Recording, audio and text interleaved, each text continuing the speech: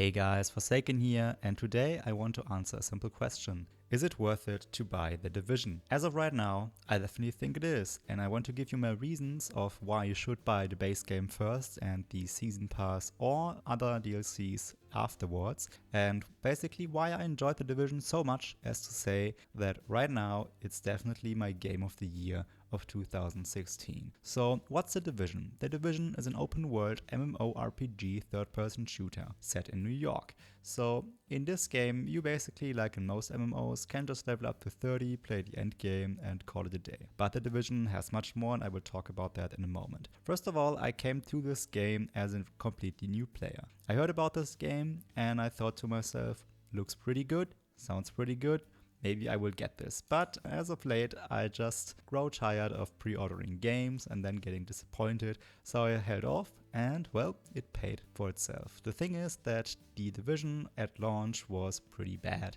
It had bullet spongy enemies and some technical issues, and progression was pretty bad. So the thing is that with 1.4, which dropped at the end of 2016, the game has been improved vastly. The thing is that I just joined with 1.5, so I never knew about the older problems of the game, basically just from watching streams. But for me, I just joined when the game is at the moment at its best. And the thing is that I took it slowly, because I knew that the game at the end game was basically a Diablo 3, where you just grind for gear and then grind for better gear. I just knew it and I wanted to take it slowly. And I just took in the atmosphere, I just enjoyed the story, I basically finished all there is to do. I 100%ed the game for the basically story parts of the game, all the side missions, the main missions, everything else before even jumping really into endgame grind and all the stuff that you can do there.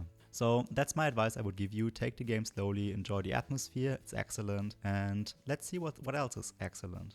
So first of all, some more impressions. I hit max level after 31 hours, so that's probably about 20 to 25 hours if you just rush to endgame. It took me about 48 hours to finish all the story content there is, so that's a lot of bang for the buck if you think about that this game is on sale for like 20 euros on Black Friday or other sales, and with Christmas coming up, it's pretty good to pick it up. And for this price, the base game itself is very, very worth it. So let's go over the pros first. The pros are that the leveling experience was very good. It was a very smooth level experience and progression curve. You got good gear, so you basically never needed to buy any. You didn't get stuck because you were under geared, so they fixed that. This was a huge critic when the game first launched.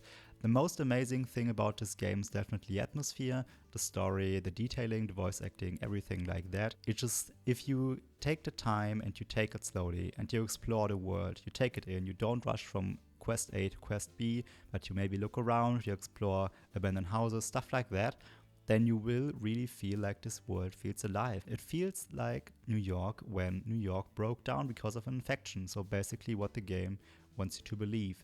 It's very, very authentic in this way, and I really liked it. I think that voice acting is really, really important in the game, and I think that in this game they voice acted almost every single line there is in this game.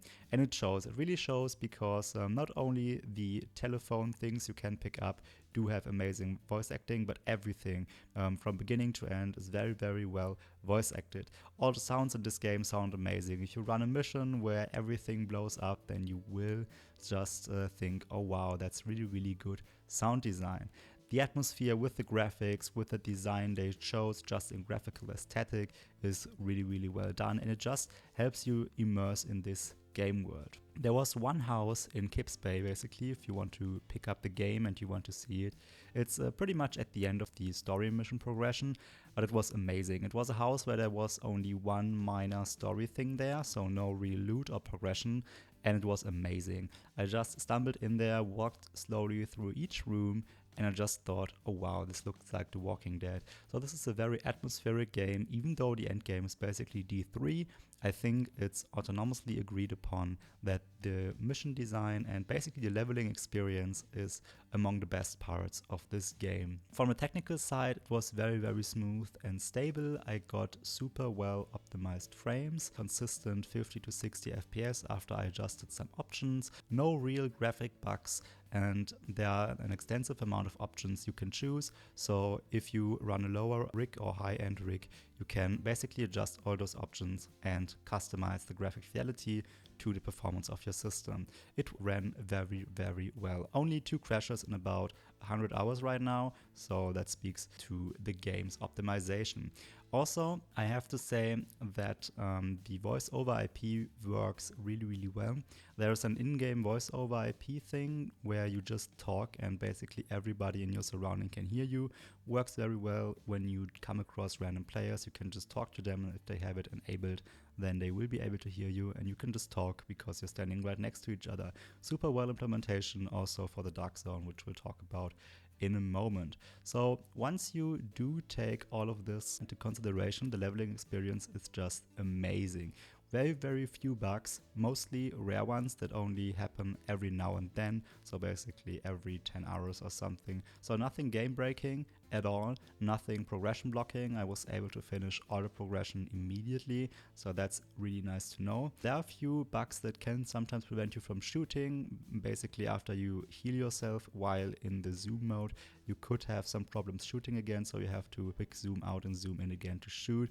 There are some other bugs like that, but nothing that is really, really annoying or really game breaking. So they did a good job of fixing up all those bugs they had at the beginning. There's some texture popping as well, which doesn't really detract from the atmosphere because it's not really noticeable.